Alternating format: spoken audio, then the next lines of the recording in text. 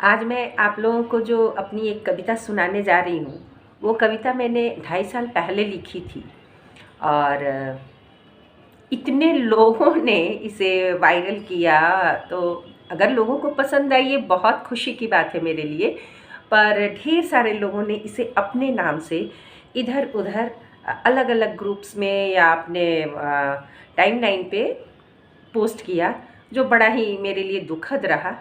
कईयों को तो मैंने इस पर आपत्ति जताई, तो जो लोग भी समझदार थे उन लोगों ने तो इसे मेरा नाम दे दिया, पर कुछ लोग मुझसे उलझ पड़े। और विमेंस डे आ रहा है, तो इस कविता को शायद कुछ औरतों ने 2 साल से विमेंस डे पे इसे सुनाया अपने अपने नाम से। तो आज आप सुनिए इसकी असली कवित्री के मुंह से। मुझे भी खुशी होगी इसे आप लोगों के सामने पढ़ के। और ये कविता है मिडिल एज की औरतों की, जिन्होंने बहुत कुछ चुप चुप रहकर बिता दिया या सह लिया। तो अब तो वक्त बदल गया है। तो चलिए सुनते हैं ये कविता। छोटी थी जब बहुत ज़्यादा बोलती थी। छोटी थी जब बहुत ज़्यादा बोलती थी, माँ हमेशा झिड़कती, चुप रहो, बच्चे ज़्यादा नहीं बोलते। थोड़ी बड़ी हुई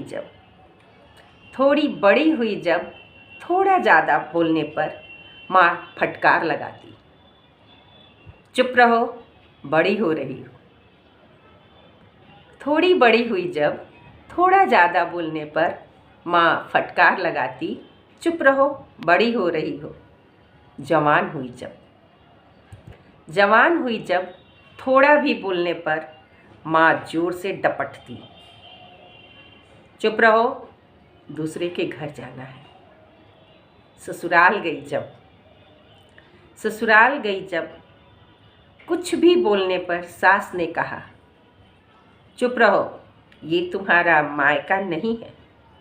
ससुराल गई जब कुछ भी बोलने पर सास ने कहा, चुप रहो, ये तुम्हारा मायका नहीं है। गृहस्थी संभाला जब पति की किसी बात पर बोली तो उनकी डांट मिली, चुप रहो, तुम जानती ही क्या हो। नौकरी पर गई, सही बात बोलने पर कहा गया, चुप रहो, अगर काम करना है तो। नौकरी पर गई, सही बात बोलने पर कहा गया, चुप रहो, अगर काम करना है तो। थोड़ी उम्र ढली, अब जब भी बोली तो बच्चों ने कहा, चुप रहो, तुम्हें इन बातों से क्या लेना। थोड़ी उम्र ढली जब, अब जब भी बोली तो बच्चों ने कहा, चुप रहो, तुम्हें इन बातों से क्या लेना। बूढ़ी हो गई जब कुछ भी बोलना चाहा तो सब ने कहा, चुप रहो, तुम्हें आराम की ज़रूरत है। बूढ़ी हो गई जब कुछ भी बोलना चाहा तो सब ने कहा, चुप रहो, तुम्हें आराम की ज़रूरत है। इन चुप्पी की तहों में आत्मा की गहों में बहुत कुछ दबा पड़ा है। इन चुप्पी की तहों में आत्मा की गहों में बहुत कुछ दबा पड़ा है, जिन्हें मैं खोलना चाहती हूँ, बहुत कुछ बोलना चाहती हूँ, पर सामने यमराज खड़ा है।